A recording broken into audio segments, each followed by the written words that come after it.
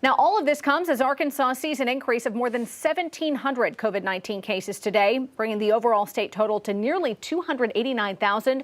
Active cases did fall by nearly 500, but remain above 17,000 tonight. And hospitalizations also dropped off by 66 patients.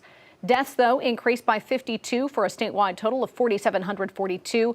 And overall in Arkansas, more than 266,000 people have now recovered. Northwest Arkansas and the River Valley continue to see some of the most new cases reported each day in the state.